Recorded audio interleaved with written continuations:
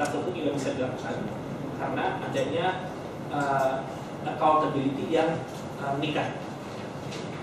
Nah, tapi masalahnya ada juga dampak yang bisa mengurangi kualitas infrastruktur setelah desentralisasi. Pertama, ya, pertama hancurnya koordinasi antar beberapa TK itu akan mengakibatkan rent extraction itu jadi di level yang lebih tinggi.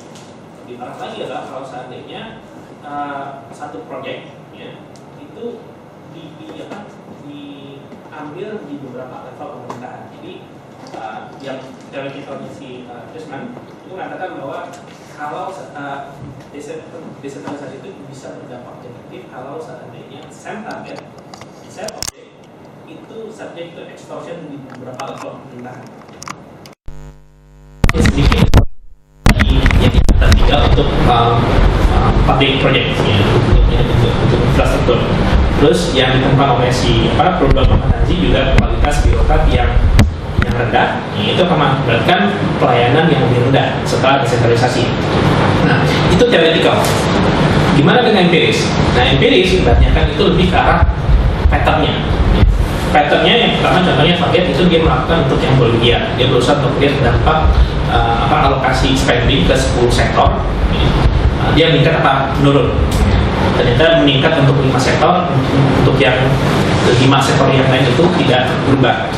Terus ada juga yang berusaha untuk melihat patternnya dengan pattern spending, antara pattern spending dengan political cycles. Ya ternyata kelihatan seperti yang dibilang oleh Sievert, dia mengatakan bahwa kalau seandainya sebelum election cycle, pemerintah itu cenderung untuk mengalokasikan dananya itu lebih ke arah visible spending, jadi rutin spending kan. Jadi mungkin saya nggak tahu, saya masih belum cek di data Indonesia apakah sama apa enggak ya. Tapi semakin dekat dengan election cycle semakin banyak ini biaya rutinnya, bukan biaya kapital, bukan biaya modal yang dikeluarkan. Nah, untuk kasus Indonesia masih sedikit sebetulnya kasus infrastruktur yang dilakukan oleh si Chavez. Itu dia berusaha untuk melihat dampak dari PNPM pedesaan. Dia melihat bahwa dengan adanya PNPM pedesaan bahwa kualitas jalan lebih baik dan efisiensi juga lebih baik, karena jadi efisiensi itu dihitung dari cost per unit untuk 4 km jalan. Terus Chaudhry juga dia berusaha untuk melihat dampak dari desentralisasi di 3 sektor, pendidikan, kesehatan, dan jalan terhadap kualitas jalan. Dia berusaha untuk melihat kualitas jalan sebelum dan sesudah, kualitas public good and services untuk 3 ya, sektor jalan, kesehatan, dan education, dan mereka melihat dampaknya positif. Ya. Tapi mereka itu hanya melakukan dalam bentuk empiris saja. Nah, kita berusaha untuk beda dengan apa yang sudah dilakukan oleh si Chavez sama Chaudhry tersebut. Pertama, ya, kita berusaha untuk memasukkan political reality yang terjadi di Indonesia. Ya. Sehingga jadi political reality jadi kita juga berusaha untuk memasukin demokratisasi itu tadi, seperti yang saya bilang dalam introduction bahwa cost untuk masuk ke dalam political stage itu besar, sehingga ada kemungkinan orang akan mengambil sumber daya itu dari public infrastructure project. Itu salah satu perbedaannya. Terus yang kedua, kita berusaha untuk mengembangkan satu model teoretikal yang berusaha untuk menggambarkan perilaku ya, agen-agen ekonomi dalam hal ini birokrat dan perusahaan konstruksi. Okay. Nah, kita berusaha untuk melakukan interview dengan 50 daerah kota-kota yang terpilih ya. Ini adalah distribusinya, kira-kira Banten 3 kabupaten kota, Jawa Barat 12, Jawa Tengah 16, Yogyakarta 2, dan Jawa Timur 16. Jadi kita membagi menjadi beberapa kelompok. Jadi dari level yang 25% yang tinggi, terus per kuartal, per kuartil 25, nanti secara random, dan pertimbangan salah satunya ada pendekatan lokasi. Nah, responden yang kita ambil adalah construction firms. Dalam hal ini ikatan konstruksi itu asosiasi konstruksi, saya lupa. Ada yang ingat? Enggak, asosiasi konstruksi. Saya lupa. Nanti akan tunggu lagi. Jadi Construction Firm Association, ya, tujuannya adalah kita berusaha untuk melihat berapa banyak sih yang mereka bayarkan akan public project. Jadi dari proyek infrastruktur tersebut. Terus kemudian asosiasi transportasi, ya, tujuannya adalah kita berusaha untuk mendapatkan informasi tentang kualitas jalan. Karena kalau si Transportation Association itu mereka tahu karena mereka menggunakan tiap hari. Jadi kita bisa tahu kira-kira 5 tahun yang lalu untuk menempuh satu titik ke titik yang lain itu berapa lama dengan macet atau dengan tanpa macet. Jadi kita bandingkan kira-kira. Terus kemudian kita lihat juga biaya untuk mengganti spare part yang sifatnya itu yang panjang. Jadi bukan kayak rem itu kan jangka panjang dengan kopling dan seterusnya, short mereka panjang. Nah, itu kita melihat dari sisi usernya, ya. Terus kemudian dari sisi government juga kita berusaha untuk melakukan interview dengan dinas PU di beberapa daerah. Nah, findingnya yang kita temukan adalah banyak kasus adanya budget yang dinaikkan, inflation, ya. Terus yang kedua, adanya pengaturan siapa yang memenangkan kontrak. Jadi sebenarnya kayak arisan gitu. Yang ketiga adalah perusahaan itu harus ikut dengan asosiasi, ya, agar mereka itu bisa asosiasi yang di-approve oleh pemerintah daerah agar mereka bisa ikut dalam proses bidding. Ya. Biasanya pemenangnya itu adalah yang most dominant firm, sementara yang lain itu menjadi bertindak sebagai subkontraktor. Nah, perbedaan itu adalah kesamaan yang fakta yang kita temukan setelah melakukan diskusi dengan 50 asosiasi di 50 kota. Ya. Terus kemudian ternyata dampaknya ada agak berbeda. Sebagian, ya, mengatakan bahwa dampaknya itu positif, ada kualitas yang lebih baik, ada yang tetap aja tidak berubah, ya, ada yang lebih jelek. Nah, kalau gambar ini kira-kira menunjukkan bahwa governance itu kita ukur dari kira-kira berapa banyak sih korupsi biaya sogokan yang diberikan untuk mendapatkan satu proyek.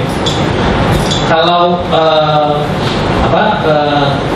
kalau saya improve itu artinya adalah biaya sogokannya semakin kecil. Ya. Kalau unchanged, ya di sisi governance bahwa biaya sogokan itu tidak berubah antara 5 tahun lalu dengan sekarang. Terus kemudian kalau decrease itu artinya biaya sogokannya semakin tinggi. Jadi kalau yang hijau itu menunjukkan bahwa ada peningkatan dari sisi governance atau dari sisi kualitas jalan. Kalau kita lihat dari row-nya itu sendiri adalah yang improve itu artinya kualitas jalan itu lebih baik sekarang dibandingkan dengan 5 tahun yang lalu. Jadi ada sekitar 14 lokasi, yaitu 13 yang masuk dalam sampel plus 1 yang menjadi tes yang mengatakan bahwa setelah desentralisasi demokratisasi, korupsinya turun dan sogokannya turun dan kualitas jalan juga lebih baik. Makanya saya tanda ini hijau. Tapi kalau yang decrease, ya, yang kuning itu kira-kira dia ada sedikit pola trade off, ya. Dia meningkat di satu sisi, ya, tapi turun di sisi yang lain. Yang merah itu adalah yang bahaya. Bahaya itu adalah kenapa? Karena memburuk di 2 indikator. Nah,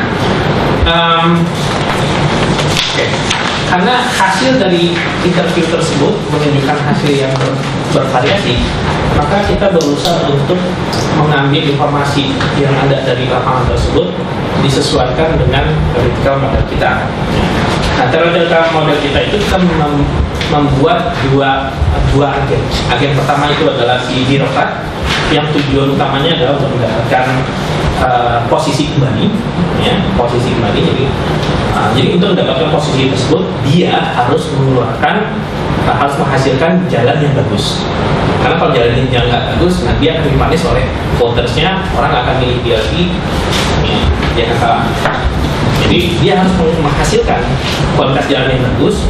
Pada saat yang sama, ya, dia butuh dana untuk political campaign, ya, yang bisa saja dia berasal dari public infrastructure project tersebut. Agen yang lain itu adalah construction firm, ya.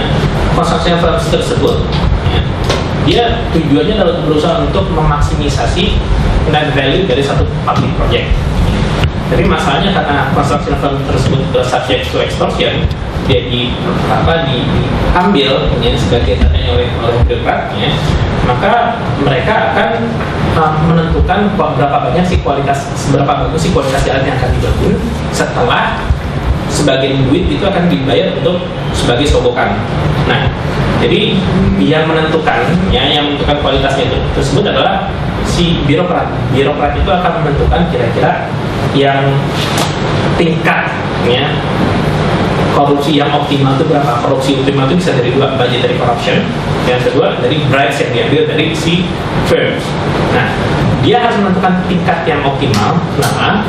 Karena kalau kebanyakan dia ambilnya, kualitas jalan pasti akan rendah. Kalau kualitas jalan akan rendah, dia akan dipanis oleh voters dengan tidak terpilih lagi dalam next election.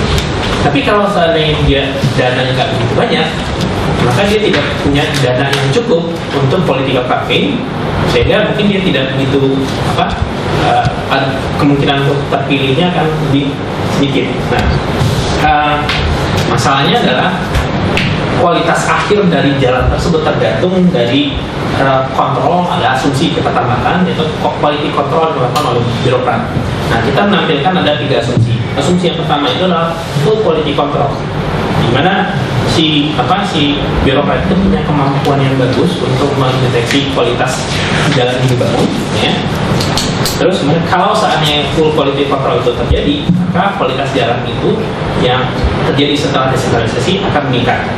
Terus asumsi yang kedua adalah some quality control. Jadi ada quality control tapi tidak full.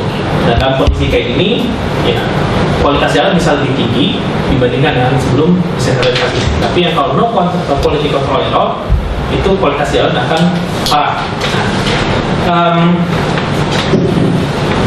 Sebenarnya dalam paper asli itu ada dari versi matematika yang lebih komplit, tapi kira-kira mungkin seperti ini gambaran kalau kita tampilkan ke dalam grafik. Sebelum desentralisasi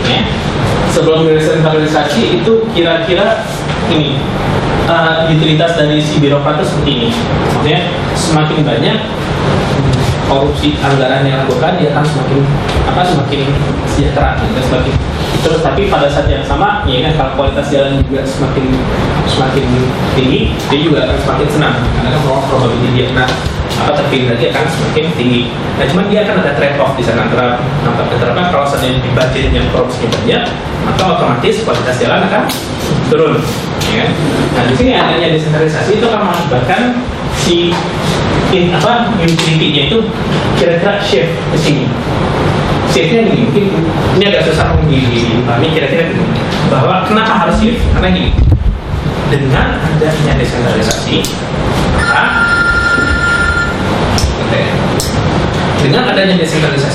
ya, pertama dia korupsi, jadi dia harus utility-nya kurang karena gini, dia tidak bisa korupsi yang lebih banyak lagi yang tidak sama seperti sebelumnya, tapi pada saat yang sama dia harus meningkatkan kualitas jalan agar terpilih kembali. Oke. Jadi fraction budget yang harus dikorupsi itu harus kurang. Pada saat yang sama dia harus meningkatkan kualitas jalan sehingga utility-nya akan turun. Nah, di sini kira-kira gini, kalau seandainya di sini prosesnya adalah kalau seandainya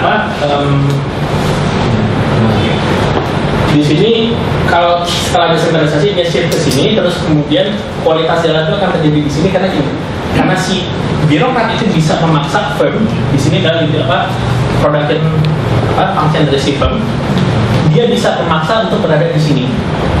Kan tadi asumsi pertama adalah full quality control. Full quality control artinya si pemerintah itu bisa meyakinkan bahwa Anda harus menghasilkan kualitas jalan sekian. Sehingga walaupun dia dikorupsi, tapi at the end kualitas jalan berada di sini. Coba bandingkan dengan kondisi yang di bawah, setelah desentralisasi desit, ya. Terus kemudian si pemerintah itu minta kualitas di sini, cuma karena tidak ada full quality control, maka si kontraktor itu bisa bermain, ya, sehingga dengan mengurangi kualitas, sehingga ini akan bergeser ke sini, kualitas jalan itu akan turun. Ya. Kualitas jalan itu akan turun di sini. Nah, bandingkan dengan sini, ini kualitas jalan itu dari sini, sumbu di sini ya. Jadi harusnya kalau misalnya di full quality control, kualitas jalan berada di sini. Tapi karena quality control tidak full, maka akan terjadi di sini, level di sini. Cuma kalau misalnya sama sekali tidak ada quality control, maka bisa yang terjadi adalah si kontraktor itu bisa bermain dengan kualitas yang sangat rendah, sehingga mengakibatkan kualitas quality jalan tersebut akan terus secara drastis, bahkan lebih rendah dibandingkan dengan kondisi sebelum desentralisasi dan demokratisasi. Nah, itu teoretical modelnya. Terus yang kita berusaha untuk mengujinya secara empiris, ya. Jadi kita berusaha untuk menggunakan proxy dari kualitas jalan itu dari dua.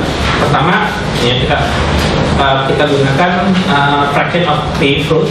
Yang kedua adalah fraction of passable road, jalan yang bisa yang di pave, ya, yang dipakras, ya, dan jalan yang bisa dilalui.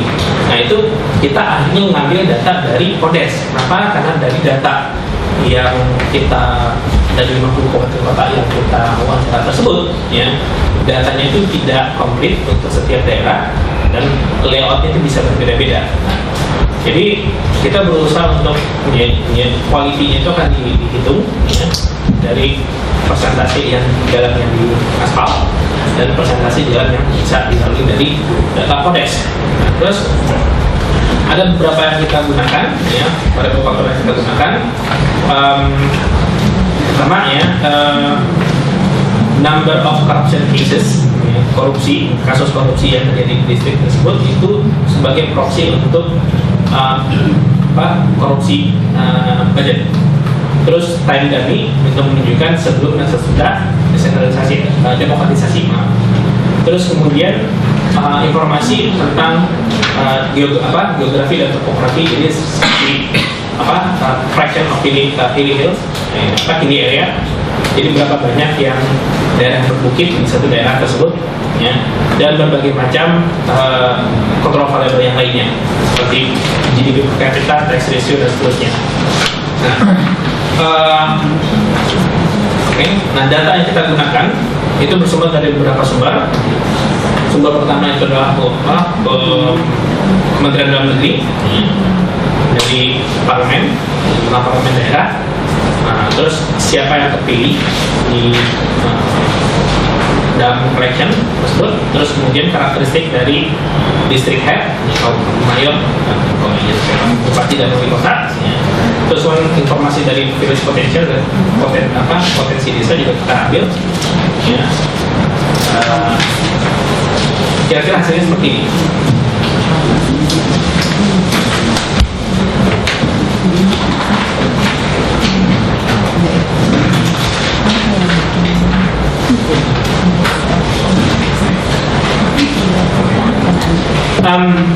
Mari kita lihat, ya. Time dummy tahun 2006. Jadi kita di sini menggunakan, jadi ada yang saya bilang tadi, kita menggunakan kualitas jalan itu di proxy dari dua. Pertama fraction of paved road, yang kedua adalah fraction of passable road. Nah di sini kita menggunakan dependent variable adalah fraction of paved road. Ternyata kita melihat bahwa setelah desentralisasi dan demokratisasi itu, ya, dari sini, ya, tahun 2006 kan desentralisasi terjadi pada tahun 2004, tapi kan tidak seluruh kabupaten kota itu setelah melakukan pemilihan langsung pada tahun 2004. Pas pada saat tahun 2006 kita lihat datanya udah seluruhnya udah, jadi kita menggunakan threshold tahun 2006. Nah di sini kelihatan kira-kira positif dan signifikan dari berbagai macam spesifikasi. Pesannya apa? Pesannya adalah setelah demokratisasi ternyata persentase jalan yang di-pave itu meningkat lebih tinggi. Persentase jalan yang di-pave itu lebih tinggi. Terus kemudian di sini kita lihat bahwa kayak number of private cases itu ya dikali dengan dummy ya, private cases ini negatif, dampaknya artinya apa? Korupsi ya, jumlah kasus budgeted corruption itu kan berdampak negatif terhadap percentage of favor. Nah, di sini mungkin yang ada menarik lagi ini.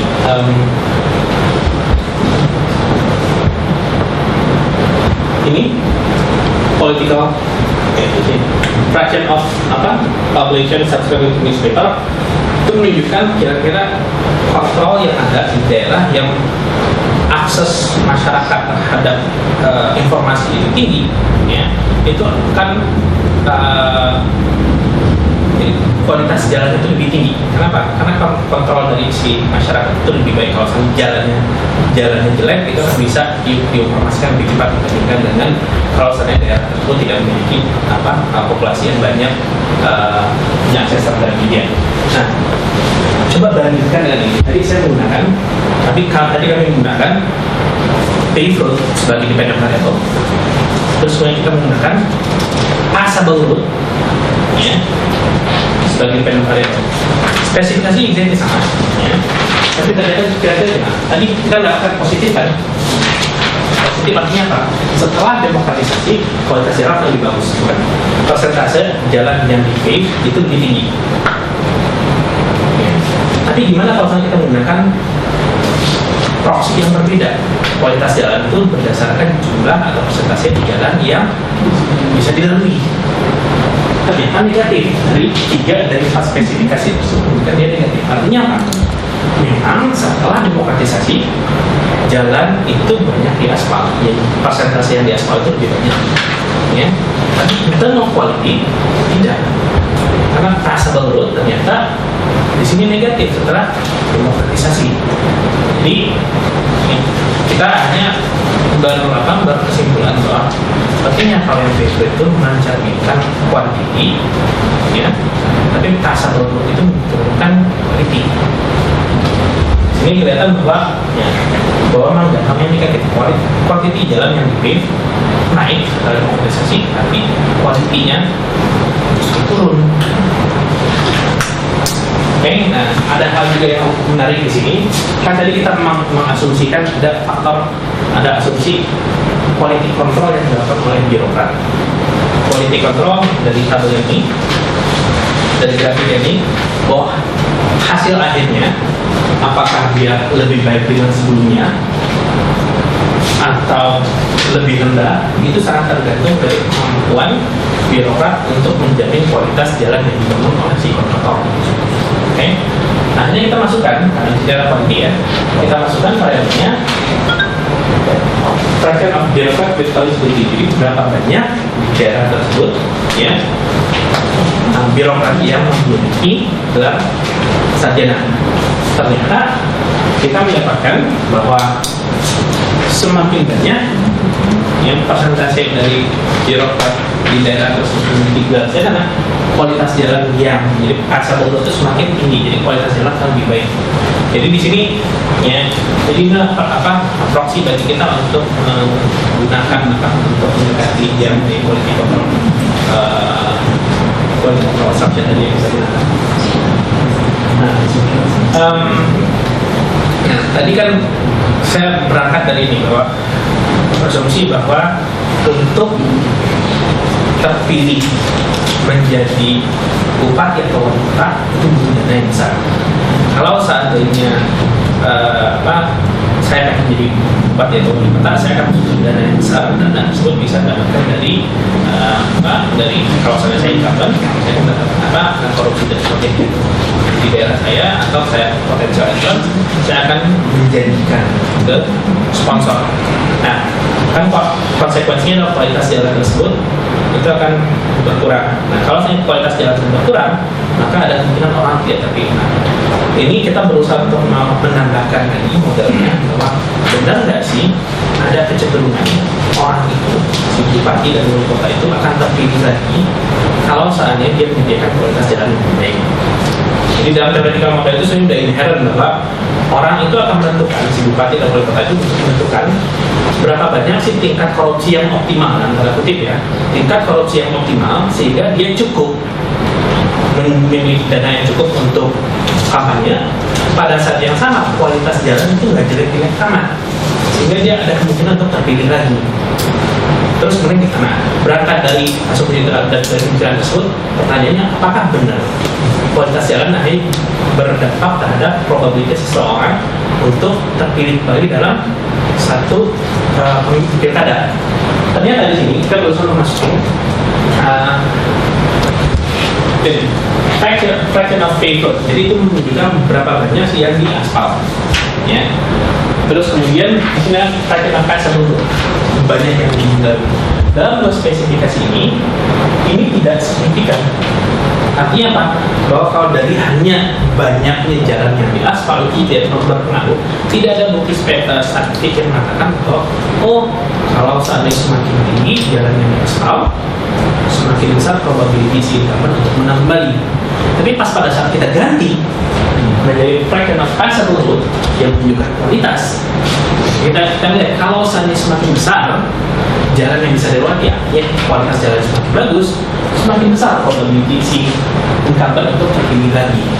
Nah, kita juga berusaha untuk memasukkan ya informasi yang lain kayak health facility, ya puskesmas dan seterusnya berpengaruh apa enggak? Ternyata enggak. Bos terminal ya sedikitnya, village market enggak. Pertanyaannya kenapa sih ini lebih signifikan? Logika gampangnya seperti ini. Kalau seandainya kayak health facility, saya yakin mungkin hanya orang yang pernah sakit, hanya orang yang sakit yang bisa mengetahui kira-kira pelayanannya seperti apa. Ya. Tapi kalau seandainya jalan setiap orang, ya, karena dia melalui tiap hari. Jadi kalau seandainya dihitung dari field facility, kita juga nggak kaget kalau kualitas jalan kualitas health-nya itu tinggi, terus kemudian akhirnya probability dia itu lebih tinggi. Kita nggak kaget kalau seandainya justru jalan itu maksudnya ada probability satu incumbent itu naik terpilih kembali. Nah, kira-kira seperti itu hasilnya. Nah, ini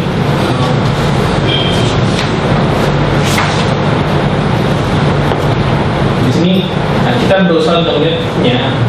Tadi kan kita berusaha menanyakan kira-kira berapa banyak sih bribes, sogokan yang diberikan. Terus dampaknya benar nggak sih dia punya dampak karena kualitas jalan.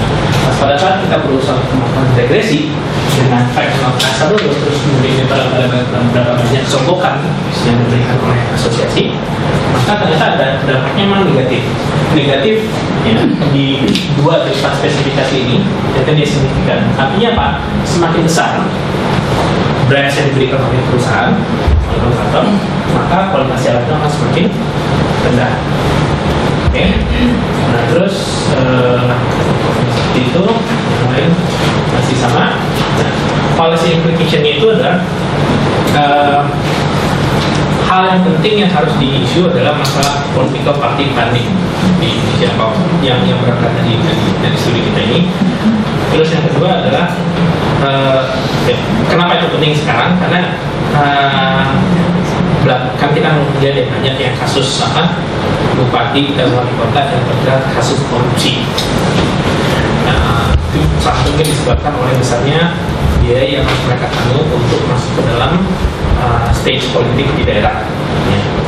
Terus kemudian kita juga policy implication yang lain adalah standar procurement untuk construction itu harus memperhitungkan ini district heterogeneity.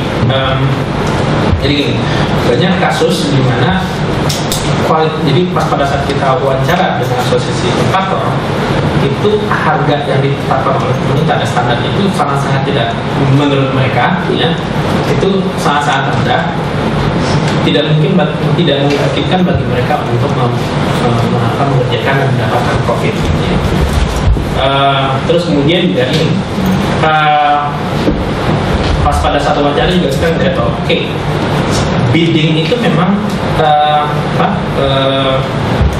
close ya.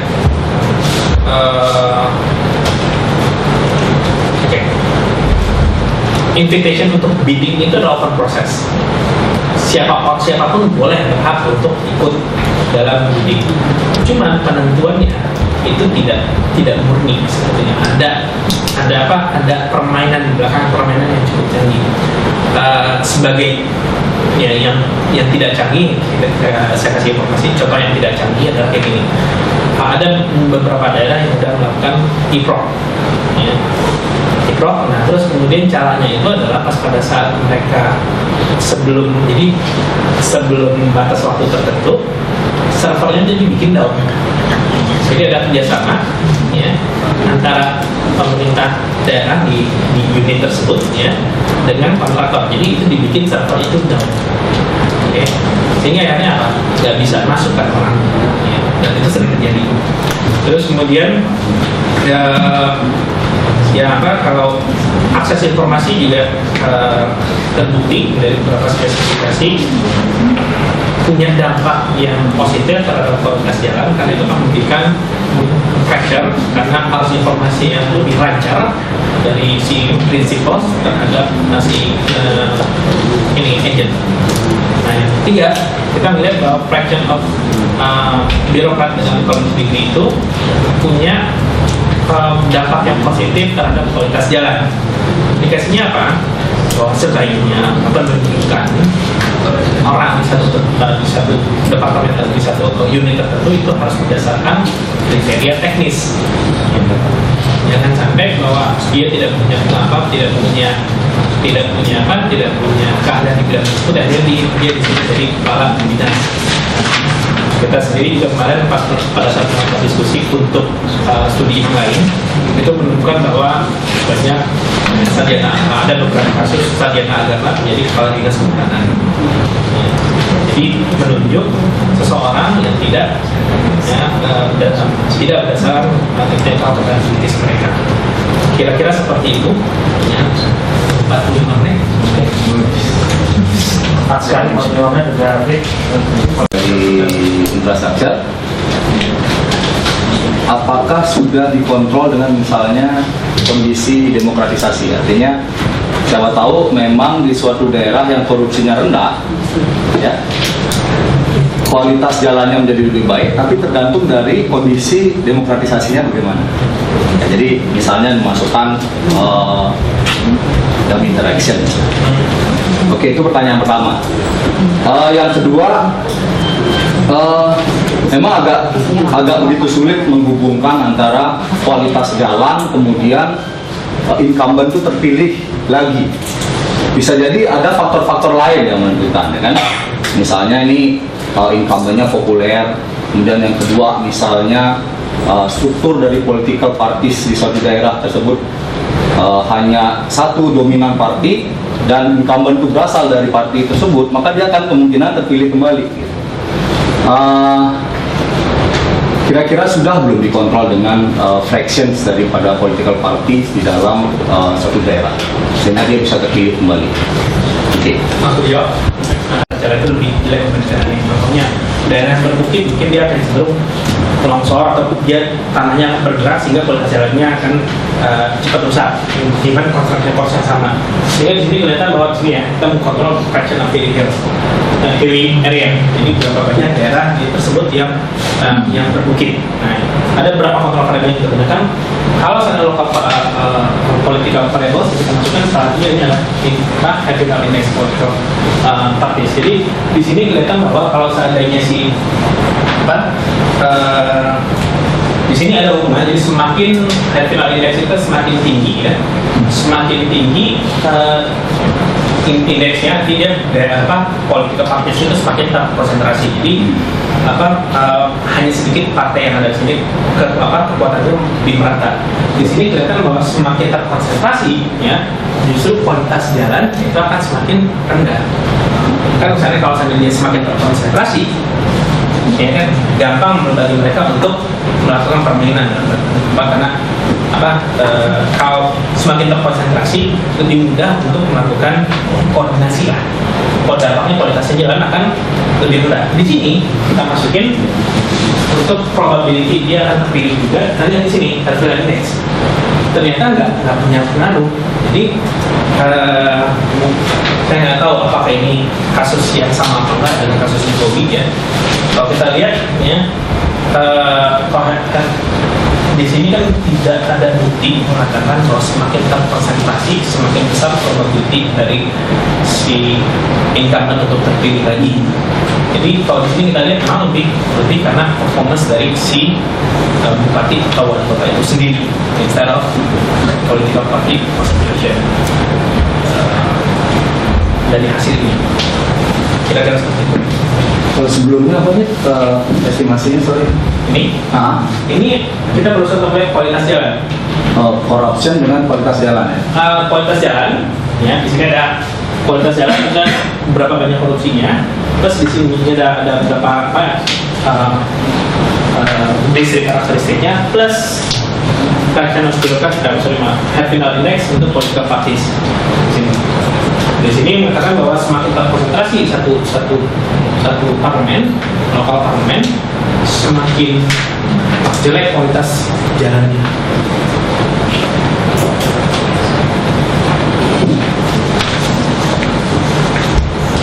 Oke, ada pertanyaan lain? Ya, tanya. Saya bukan background, jadi saya lebih melihat bahwa kita tahu bahwa jalan itu kan bermacam-macam ya, ada jalan nasional, kabupaten, provinsi, jadi dan itu tidak hanya diataskan oleh individu, tapi juga nasional yang melewati di kabupaten tersebut, juga dana provinsi yang juga berlaku.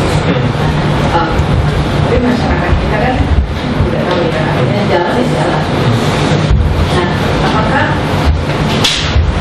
penelitian ini bisa menyimpulkan sampai seberapa kuat bahwa jalannya kabupaten itu akan mencerminkan dipilih atau tidak dipilihnya incumbent atau yang baru, karena faktor lain itu sangat yang tadi Bapak bilang ini koordinasi, tapi koordinasi yang saya tahu adalah bagaimana koordinasi yang lebih makro dengan kabupaten dan provinsi dengan nasional. Mungkin jawaban langsungnya kalau seandainya jalan memang ada beberapa status jalan kewenangan yang kita pusat, atau daerah. Nah, yang kita gunakan di sini itu adalah karena studi itu levelnya kabupaten kota, maka yang berada di level kewenangan kabupaten dan kota. Cuman memang kita kalau membandingkan dengan probability daerah atau seperti itu si incumbent itu akan terpilih kembali, walaupun kita menggunakan di sini adalah fraksi proxy untuk kualitas jalan kabupaten yang dalam model ini kan kita menggunakan yang ini ya, ini adalah fraction of Assembled untuk yang kabupaten dan kota. Dalam secara empirisnya kita memang menggunakan variabel itu, tapi saya akui bahwa kebanyakan masyarakat kita mungkin tidak bisa membedakan bahwa ini adalah jalan provinsi, ini adalah jalan nasional, ini jalan kabupaten kota. Saya sendiri juga kadang-kadang nggak tahu ini jalan tertentu itu milik mana ini. Jadi kekurangan dari sini kami memang kita tidak bisa link langsung link antara siapa awareness dari si local constituent tersebut ada pilihan dia. Tapi dari secara statistik yang kita gunakan di sini adalah kualitas jalan kabupaten kota. Kita memang sudah dibagi-bagikan, cuman bahwa kemungkinan orang itu tidak aware bahwa ini adalah kewenangan mana itu sangat-sangat besar. Politik kontrol ini siapa ya? Yang memastikan ada yang politik kontrol. Politik kontrol karena kita tidak akan bisa mendapatkan untuk dinas tertentu itu berapa banyak yang punya punya gelar tertentu, gelar sarjana atau gelar teknik untuk di dinas tertentu. Maka kita berusaha untuk ambil proksinya itu dari persentase birokrat di daerah tersebut yang memiliki pendidikan minimum S1. Proksinya itu. Oke, ada pertanyaan? Mungkin Bu Iva ada yang mau ditambahkan? Bisa menambahkan sesuatu ini? Voters yang lain? Nanti aja belum. Nanti aja, oke. Gimana, Desta? Ya, ini kalau keputusan untuk alokasi peningkatan kualitas jalan itu kan melalui proses-proses yang agak panjang di pemerintahan. Misalnya ada penyusunan APBD, sebelumnya ada musrenbang, kemudian ada harus persetujuan DPR dan sebagainya. Nah, itu tercermin nggak Mas di model ini? Dan seandainya nggak tercermin, apakah dalam wawancara dan sebagainya itu ada terbuka nggak bagaimana mereka mengatasi lah, men-tricky hal itu. Terus yang kedua juga tadi kan voters dibilang sebagai prinsipal, tapi dalam proses demokrasi itu kan voters saat kita memilih kita prinsipal, tapi kemudian dalam proses demokrasi diwakili oleh DPR. Tadi ada political parties. Nah, DPR di sini apakah mewakili voters sebagai prinsipal atau kemudian mereka masuk dalam ranah birokrat yang adalah agentnya di situ. Nah, itu maksudnya. Yang kedua mungkin yang saya jawab dulu ya. Kalau saya dengan adanya sistem yang baru sekarang, voters itu tidak di pemilihan itu kan tidak diwakili oleh parlemen. Jadi voters langsung akan memilih bupati dan wali kota yang akan yang kira-kira bisa merefleksikan keinginan dia yang paling besar. Jadi tidak diwakilkan lagi. Jadi dia langsung dari punya influence di sana. Untuk yang kedua, yang pertama tadi itu proses untuk menentukan jalan ini anggarannya berapa, yang mana dibangun. Di dalam model ini memang kita tidak memasukkan. Tapi pas pada saat wawancara, memang kita tanyakan itu prosesnya itu berapa lama sih dari perencanaannya sampai kira-kira penyerahan proyek dan quality controlnya. Nah, kebanyakan saya atau mungkin Bu Iva bisa menambahkan hasil wawancara yang mana yang bisa sampaikan dari sana. Maaf, udah agak lama juga ini sebenarnya dengan lupa wawancara. Sudah setahun lebih. Pada saat wawancara memang kita di situ melihat juga proses penganggaran, ya, proses penganggarannya dari mulai penentuan prioritas dia mau bangun jalannya di daerah sini atau daerah sana gitu ya. Tetapi memang itu tidak dimasukkan ke dalam modelingnya. Tapi itu adalah untuk memperkaya kita pada saat menganalisa kenapa kok hasilnya seperti ini gitu. Jadi sudah kita masukkan, tapi belum dalam model. Dan yang kedua juga kita juga mendapat istilahnya cross check data itu dari sisi penyedia. Nah, dari sisi penyedia mereka juga bisa menyampaikan bahwa yang rencananya disuruh membangun jalan daerah sini udah ada tendernya seperti ini, ternyata jalannya beloknya ke sana gitu. Nah, itu dari situ juga kita peroleh informasi pada saat kita mewawancara kepada penyedia maupun asosiasinya yang terkait. Oke, ada pertanyaan lagi? Oke, silakan. Kalau jalan itu kan rusak atau tidaknya kadang-kadang ditentukan oleh berapa tonase kendaraan yang melalui jalan itu. Masuk nggak variabel ini atau mungkin ada dari wawancara gitu bisa? Kalau dalam modelnya tidak masuk dalam empirisnya.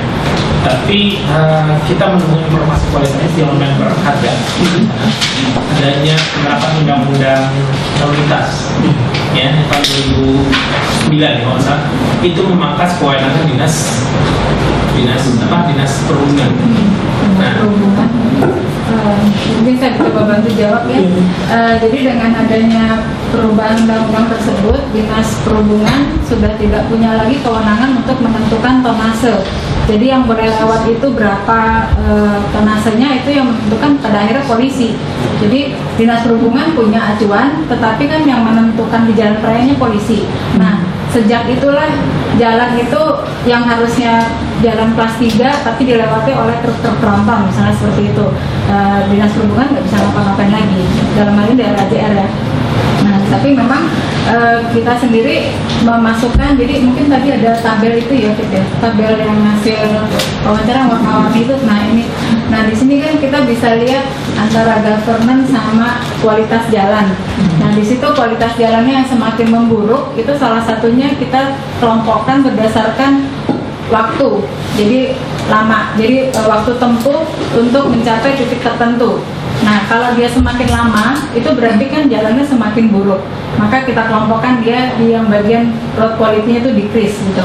Nah, tapi kalau untuk yang governance-nya nanti kita lihat dia semakin transparan atau tidak, semakin kecil atau tidak pungutannya, atau semakin kecil atau tidak informal payment-nya untuk memperoleh suatu kontrak. Nah itu kita bisa lihat dari kelompok yang kalau semakin kecil berarti governance-nya itu improve di situ. Nah jadi seperti itu Pak, kita memasukkan informasi-informasi yang memang tidak ditaruh di model, tetapi itu untuk mensupport hasil dari model ini. Informasi tersebut memang tidak bisa kita masukkan ke dalam model karena ada beberapa dimensi. Sehingga kalau saya masukkan itu pasti akan di drop sebagai model jenisnya. Nah, tapi yang kita mendapatkan bahwa adanya undang-undang lalu lintas yang baru tersebut memang memangkas kewenangan dinas perhubungan. Salah satunya adalah dinas perhubungan tersebut mereka tidak bisa melakukan enforcement di tempat. Jadi kalau seandainya ada satu truk yang lewat yang lebih kapasitas, yang mereka tidak bisa menyetop gitu, karena yang menyetop itu adalah si polisi yang boleh. Nah, si polisi yang boleh menyetop, tapi bisa ngitung tonase. Polisi tidak bisa menghitung berapa banyak tonase, atau jadi mereka kan tidak dibekali dengan kemampuan teknis untuk mengatakan bahwa ini diperbolehkan apa enggak, bukan area mereka. Sehingga akhirnya ya dinas perhubungan merasa bahwa ya itu juga punya kontribusi yang lumayan terhadap peningkatan pendudukan kualitas jalan di daerah tertentu. Dan kita juga mendapatkan informasi bahwa ternyata yang merusak jalan itu bukan truk-truk yang gede, tapi truk kecil diisi tinggi, sehingga akhirnya kan tekanan itu tekanan di logat itu besar dibandingkan dengan bebannya sama, tapi dibagi di beberapa titik, di beberapa logat itu nggak masalah. Dampaknya nggak separah dibandingkan truk kecil yang diisi tinggi.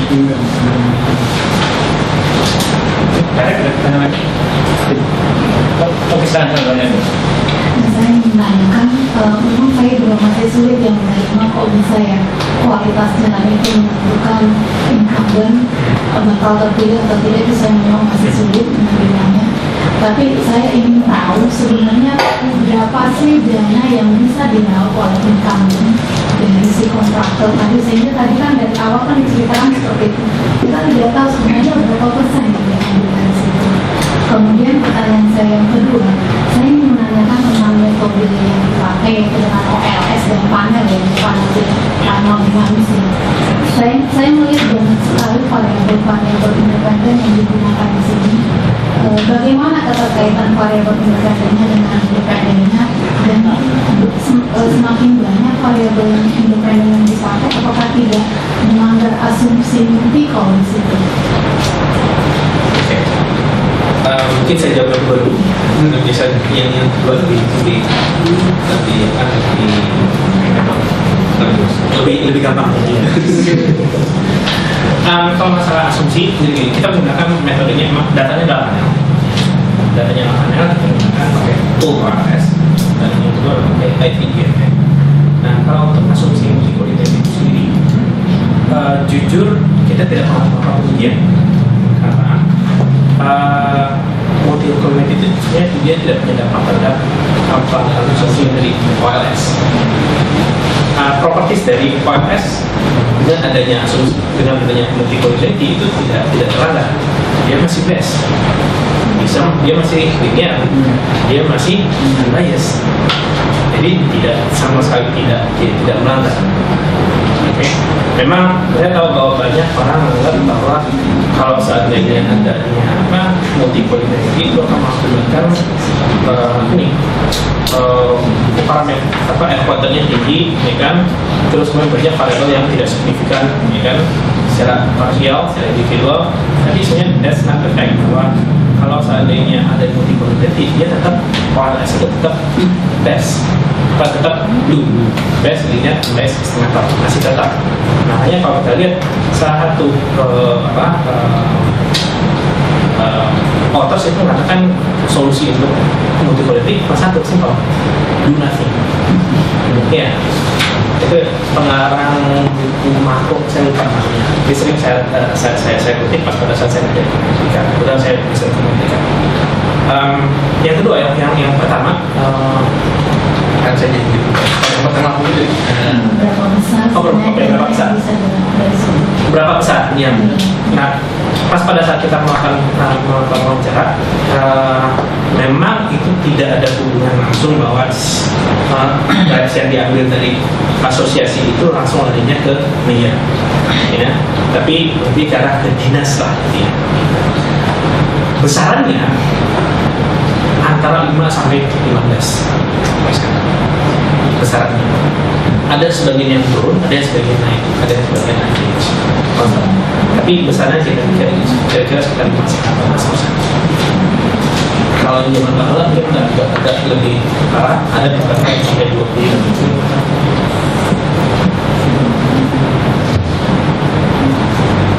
Ada pertanyaan tadi mau tanya tadi? Usulan tadi apa namanya, interaction dummy-nya hanya pada election ya, fit-and-fit-an ya.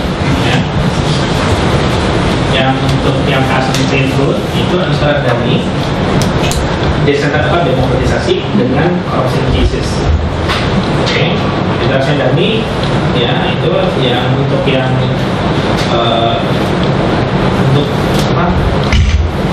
untuk probability dan terpilih kita tidak menggunakan interaction dummy. Oke. Nggak, maksudnya mungkin bisa dicoba ya menginteraksikan antara corruptions dengan kontrol. Jadi karena saya lihat beberapa kontrol variabel seperti Ervindals, kemudian berapa yang berlangganan newspapers, itu kan sebagai variabel-variabel yang merepresentasikan kontrol masyarakat dan political parties terhadap pemerintah, ya kan? Nah, bisa juga misal dicoba. Jadi corruption itu dibuat interaction dummy dengan kontrol variabel yang menunjukkan kontrol masyarakat dan political parties. Nah, jadi kita bisa bicara nanti apakah kalau misalnya daerah yang memiliki corruptionnya tinggi, tetapi kontrol masyarakatnya kuat, cenderung kualitas jalan itu lebih bagus misalnya, gitu kan?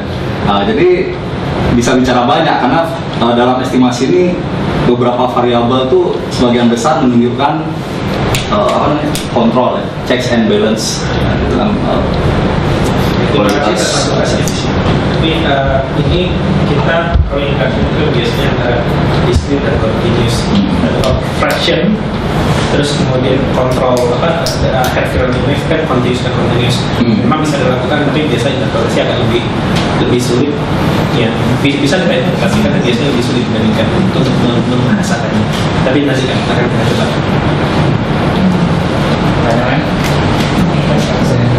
Saya jadi dari Semeru. Saya tertarik dengan summary field interview result. Ini kalau kita lihat kan kalau governance yang improve 13 daerah tambah 1 untuk tapi kalau kita lihat governance-nya decrease tapi juga fraud quality-nya improve. Kalau kita hitung dari sisi jumlah kan setengahnya ya, misalnya nggak apa-apa kalau governance decrease tapi kok quality nggak bisa improve gitu. Apakah itu bisa diterangkan lewat hasil dari penelitian ini? Demikian juga dengan governance yang improve, tapi hasilnya quality juga decrease. Mungkin bisa ceritakan lebih jauh lagi tentang temuan ini. Kasus yang ini, yang dia arahnya berbeda, sebenarnya kayak trade off. Ada yang quality-nya improve, tapi governance decrease. Jadi fungsinya makin gede, ya, tapi kualitasnya makin naik. Karena ada tujuan untuk Kebetulan Bu Ipa yang menemukan daerah tersebut di daerah Gresik.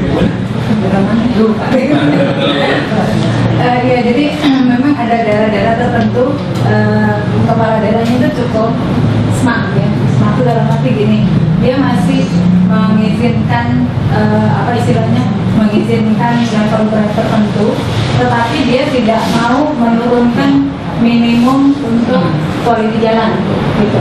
Nah di daerah-daerah seperti itu kita lihat memang kualitas jalannya itu bagus, meningkat. Kita lihat itu dari baik kita tanyakan kepada siapa namanya perusahaan truk ya maupun kepada penyedia, itu semua menunjukkan bahwa memang jalannya sekarang semakin baik. Tetapi para penyedia itu juga komplain mereka drive-nya tambah gede gitu loh. Wah kita sekarang kenanya itu udah bukan 5% lagi, tapi kenanya itu 10% seperti itu lah. Kalau yang seperti itu maka kita kategorikan governance itu decrease. Nah, jadi tapi memang kenyataannya ada daerah yang seperti itu. Artinya daerah-daerah yang kalau menurut kita tuh memang daerahnya cukup smart untuk bisa menjaga keseimbangan tadi. Orang ini masih bisa mau dipalakin sampai se-level tertentu, tapi jalannya juga jangan sampai turun gitu. Yang paling parah sebetulnya kalau yang merah itu sudah kualitinya jelek, terus governance juga jelek, itu juga kita ketemu itu. Di ujung Jawa Barat, tapi saya nggak Ujung Jawa Barat. sebelah kiri atau sebelah kanan saya nggak tahu. Ujung Jawa Barat. Sebelah atas atau sebelah bawah saya nggak tahu. Kalau yang governance nggak improve tapi road quality-nya buruk, gimana Bu? Itu kasus seperti itu. Governance-nya improve, quality-nya buruk. Nah ini biasanya yang terlalu suci, pemdanya terlalu suci. Jadi dia mencari membuat peraturan-peraturan sedemikian rupa sehingga dia sangat rigid, tidak ada lagi korupsi di situ. Tetapi ada cost si perusahaan juga nggak bisa hidup juga, gitu. Karena dia untuk bisa jalan tuh juga dia tetap butuh apa istilahnya, butuh anggaran kan, ya, butuh proyeknya segala macam. Nah ini saking sucinya akhirnya anggarannya tuh nggak apa istilahnya, tidak terserap. Nah akhirnya jalannya tetap nggak bisa diperbaiki, makanya road quality-nya itu decrease, tapi jalan saya improve. Istilah kita pemda suci.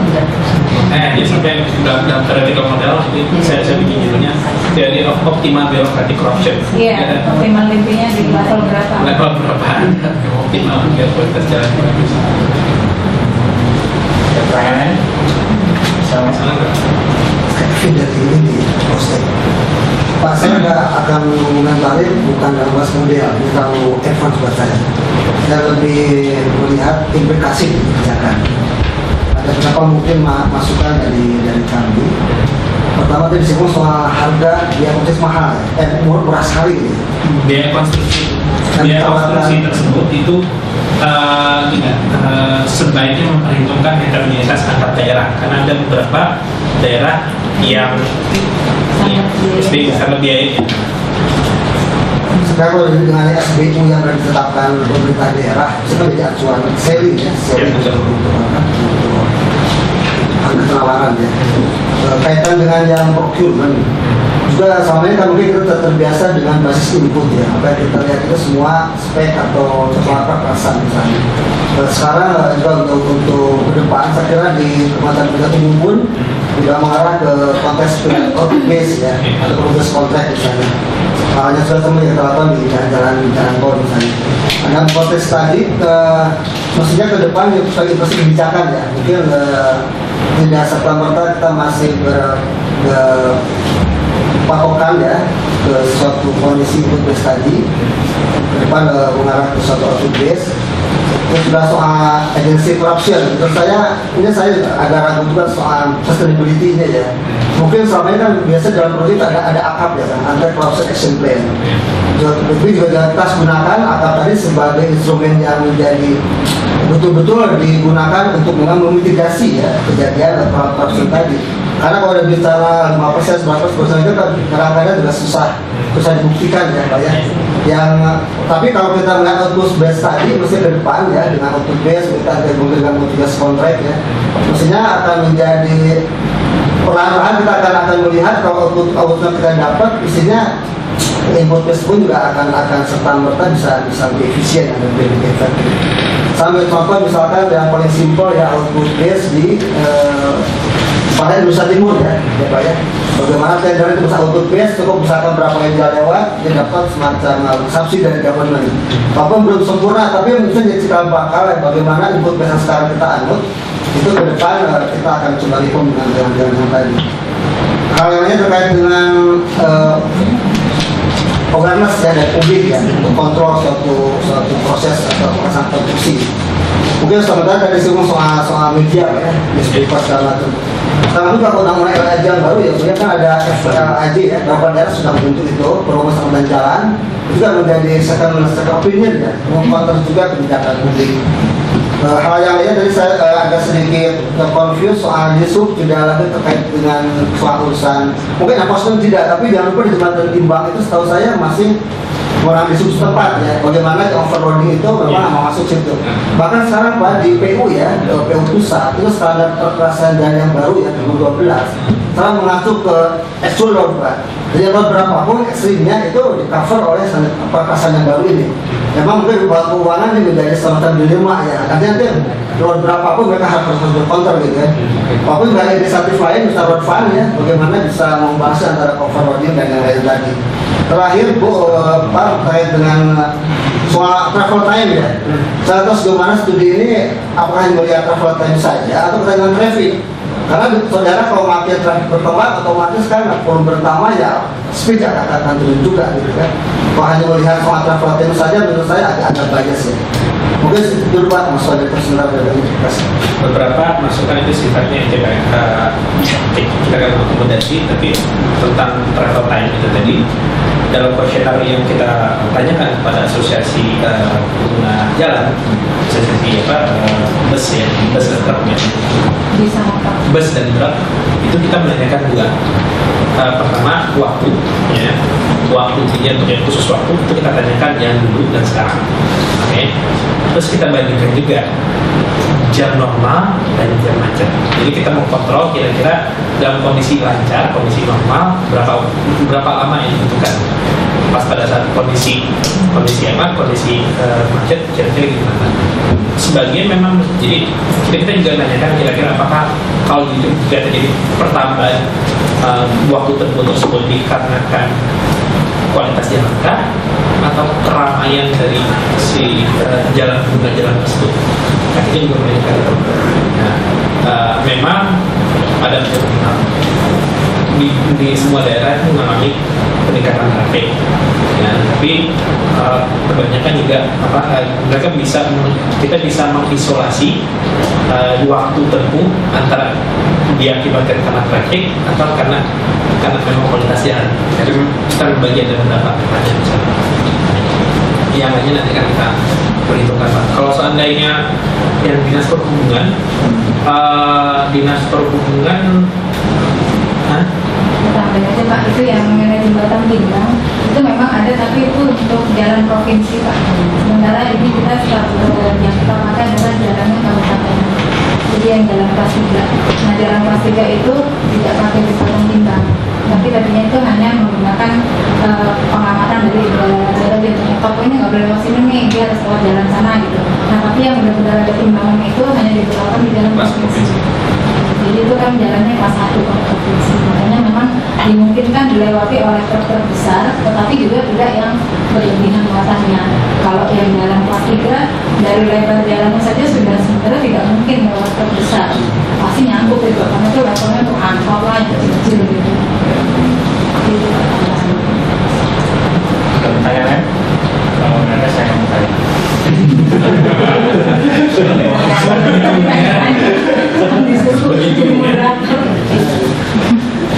Ya, ini menarik sekali bahwa isu tentang bahwa setelah desentralisasi terlihat bahwa kualitas kuantiti dari roads itu naik, tapi politiknya turun ya. Apakah udah fit bisa menjelaskan apa ya? What is the behind? Mungkin penjelasan secara verbal. Yang kedua adalah mungkin aja fraction dari federal road dan federal road ini terkait dengan anggaran itu sendiri. Ya, atau ratio dari expenditure dari road maintenance, tapi di sini di kontrol variabelnya kelihatannya tidak dikontrol. Masih belum ada apakah ada alasan lain tidak memasukkan unsur expenditure di maintenance atau expenditure di development itu sendiri. Dengan ketiga, technical juga dulu. Nanti yang lain nah, daripada saya lupa. Yang kedua masalah masalah biaya untuk maintenance itu kita udah mendapatkan kesulitan kita dapatkan pas pada saat melakukan jalan halaman adalah data itu yang diberikan waktu kita udah berikan standar formatnya itu tidak seluruh itu terisi. Sehingga akhirnya kita tidak bisa mendapatkan data maintenance per kabupaten. Sehingga apa yang kita bisa lakukan proksinya itu adalah logikanya adalah kalau seandainya daerah tersebut punya sumber daya yang besar, pajak yang besar, PAD yang besar, maka dia akan lebih mandiri dibandingkan daerah yang lain yang menerima tergantung dari pemerintah pusat untuk mengalokasikan anggarannya termasuk untuk jalan. Nah, sehingga akhirnya kita menggunakan salah satunya itu adalah tax ratio. Di sini kita masukkan tax ratio dan itu umumnya positif. Jadi artinya menunjukkan bahwa daerah yang punya kemampuan fiskal yang besar itu dia akan mendapatkan akan berkorelasi positif dengan kualitas jalan yang lebih baik. Yang pertama tadi kuantiti naik tapi kualitasnya kuantiti. Jadi kalau kita lihat dulu sebelum zaman model lama itu kan baru udah lama saya masih lahir nggak masa orde baru itu kan jalan itu digunakan sebagai sarana untuk mendapatkan input gitu ya. Jadi di aspal dulu, tapi masalah kualitasnya seperti apa kita nggak tahu. Nah, yang terjadi sama juga seperti ini bahwa pay through itu juga semakin meningkat. Cuma durability dan kualitasnya itu turun. Nah, ini jadi traceable itu adalah proxy bagi kita untuk melihat kualitas. Pas itu yang kita dapatkan datanya dan data saya pas pada saat data saya primary-nya kita juga menanyakan kepada asosiasi pengguna jalan punya truk dan bus untuk jalan yang sama setelah dilakukan perbaikan kira-kira berapa lama lagi akan bolong. Jawabannya kira-kira berapa? 3 bulan maksimum 3 bulan. Kita tanyakan dibandingkan dengan sebelumnya lebih cepat apa lebih lama? Ternyata lebih cepat, sekarang lebih cepat rusak.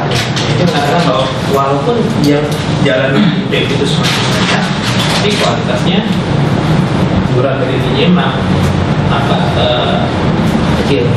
Yang ketiga yang masih mungkin sampaikan mungkin ada yang lain nanti saya sebelumnya kayak itu bisa disampaikan oleh Teguh barusan terkait anggaran. Kayaknya memang kalau seandainya datanya dimungkinkan ada itu akan baik karena tax ratio sendiri bisa menjawab porsi dari apakah yang otonominya besar, tax ratio-nya besar, semuanya digunakan untuk jalan atau tidak. Karena kita tidak tahu prioritas dari daerah tersebut dengan kewenangan yang besar apakah digunakan untuk jalan.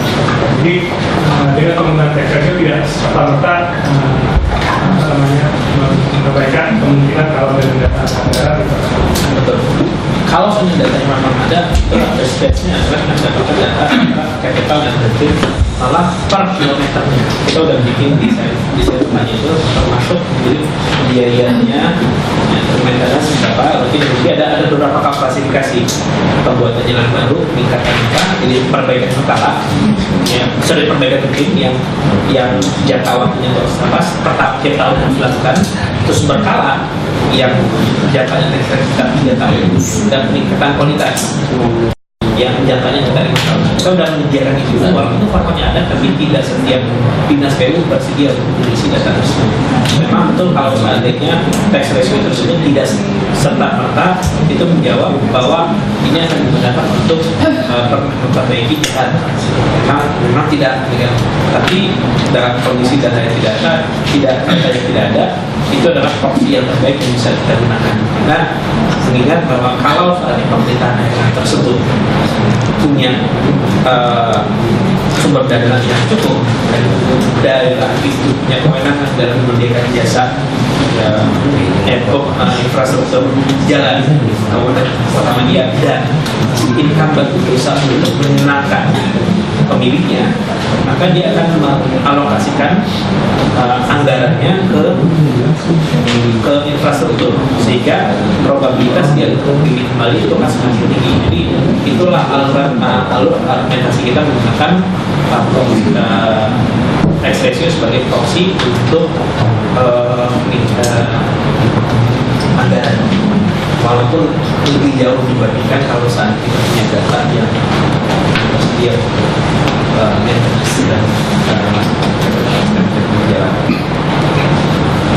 dan satu lagi pertanyaan, karena kita tadi mulainya 5 menit lebih atas, sehingga kita harus berhenti juga 5 menit lebih lama. Pertanyaan? Ya, sekarang. Ya lagi maaf. Kebetulan kami dari Semen juga melakukan studi tentang jalan. Dan secara kami melakukan secara original dari 2008 sampai sekarang, khusus untuk jalan-jalan nasional. Nah, kalau dari tadi kan dikatakan bahwa jalan itu sangat terkait dengan kebijakan dari politik yang lokal yang bisa dilakukan. Tapi untuk aspek teknis, apakah di penelitian ini juga mempertimbangkan hal itu? Kalau misalnya di kami musuh utama jalan adalah air, akan air. Setiap kali kalau kita nggak bisa mengolah air dengan baik, selalu hancur. Belum lagi tentang kondisi pasti mereka itu mekanika tanah dan segala macam itu, soal jenis tanah, etc.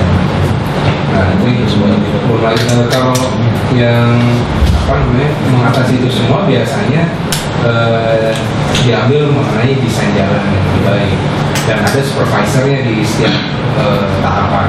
Kalau di dalam usulan di sini policy implication kan dikatakan bahwa ada diperlukan ad hoc yang agency. Nah, pengalaman kami yang justru itu adalah menempatkan supervisor yang desain jalan itu sendiri, dia yang menentukan penggalan jalan tersebut, yang berapa kapan ini bisa diteruskan, berapa tidak diteruskan. Nah ini memang menimbulkan polemik di antara mereka sendiri, khusus di baiknya seberapa jauh mereka bisa kali ini.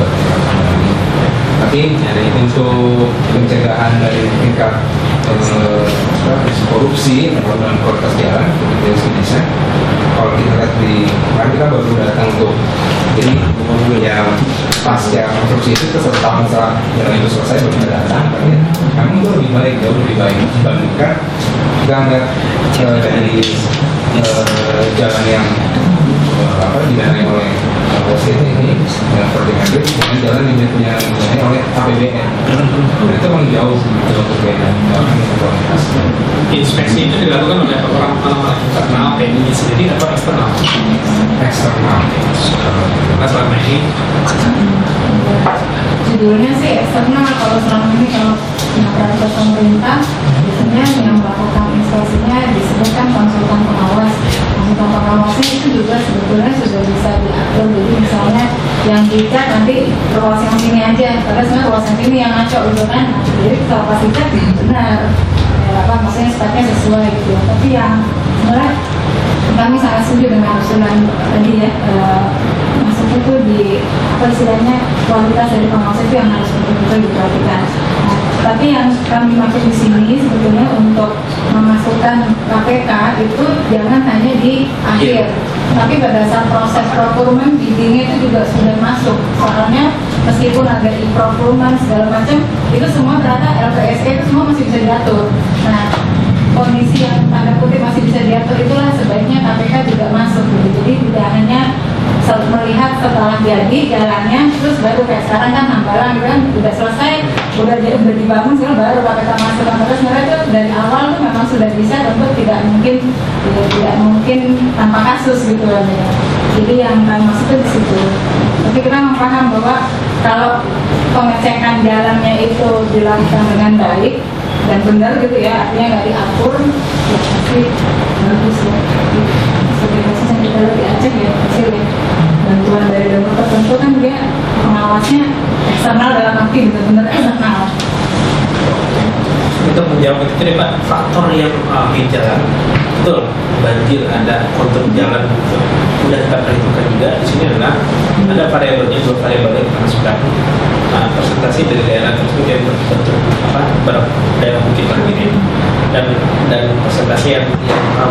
banjir. Ternyata memang dampaknya negatif terhadap kelas kasabel, artinya kasabel artinya kualitas kan. Jadi semakin banyak refraksi dari daerah tersebut yang punya kontur bukit, maka kualitas jalan biasanya akan semakin rendah.